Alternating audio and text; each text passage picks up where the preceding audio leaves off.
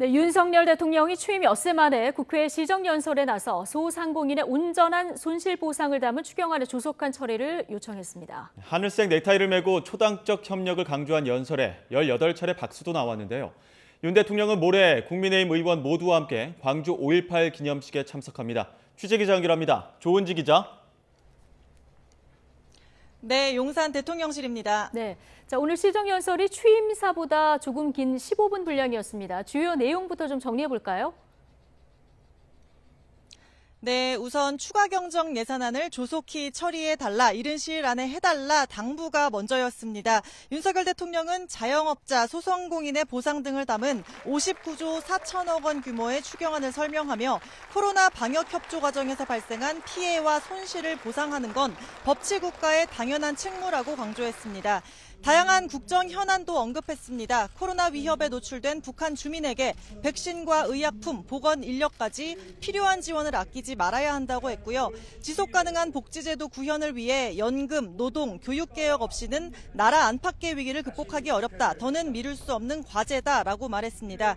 금요일 방한하는 미국의 조 바이든 대통령과는 인도태평양 경제 프레임워크 IPEF를 통한 글로벌 공급망 협력 방안을 논의할 거라고 직접 밝혔습니다. 협치도 거듭 강조했습니다. 하늘색 넥타이를 맨 윤석열 대통령은 진정한 자유민주주의는 바로 의회주의라면서 진영이나 정파를 초월한 초당적 협력을 당부했습니다.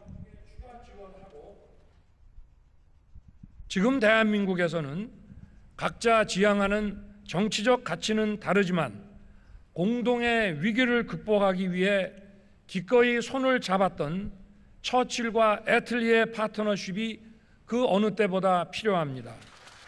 진정한 자유민주주의는 바로 의회주의라는 신념을 저는 가지고 있습니다.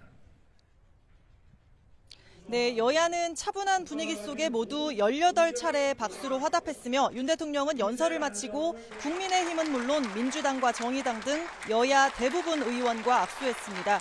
윤 대통령은 시정연설은 아주 기쁘고 영광스러웠다면서 우리 민주주의와 의회주의가 발전해 나가는데 한 페이지가 되길 바란다고 말했습니다. 네, 윤석열 대통령 모레는 광주 5.18 민주화운동 기념식에 참석한다고요? 네, 윤석열 대통령 본인이 참석하는 건 물론 국민의힘 의원 전원 또 대통령실 수석과 장관까지 5.18 기념식 참석을 독려했습니다. 당 지도부는 5.18 기념식을 종종 찾았죠. 지난 2020년 김종인 비대위원장이 추모탑 앞에서 15초가량 무릎을 꿇기도 했고요. 지난해에는 이준석 대표 또 김기현 전 원내대표가 방문했는데 이번 의원 총동원령은 그동안의 행보에서 한 발 더 나간 것으로 보입니다. 대통령실 관계자는 YTN에 국민 통합은 물론 5.18 정신을 존중한다는 의미가 담겨 있다면서 당과 정부, 대통령실이 한꺼번에 자리하는 것만큼 강력한 메시지가 있겠냐고 말했습니다. 윤 대통령은 대선 후보 시절 공약한 대로 5.18 정신을 헌법에 수록하겠다는 메시지를 모레 발표문에 담을 예정입니다. 오후에 수석들과 관련한 메시지를 놓고 관련한 회의도 합니다. 다만 당장 원포인트 개헌은 힘들고 향후 개헌을 추진할 때 이 내용을 수록하는 방향으로 가닥을 잡았습니다.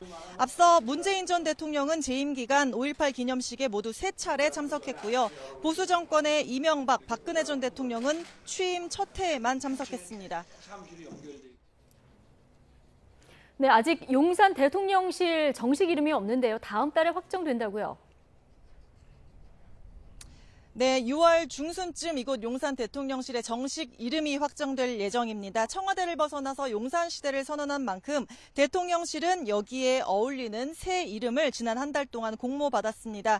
오늘 0시 마감까지 3만 건에 육박하는 국민 아이디어가 접수됐는데요. 국민을 상징하는 국민의 집, 국민관, 또 지역을 활용한 용산대, 이태원로 22, 또 K하우스, 너나 우리, 대통령실 등 다양한 이름이 신청됐습니다. 대통령실은 전문가를 포함한 10명 내외의 심사위원단 심사, 또 국민선호도 조사를 거쳐서 다음 달에 최종 명칭을 발표합니다. 지금까지 용산 대통령실에서 YTN 조은지입니다.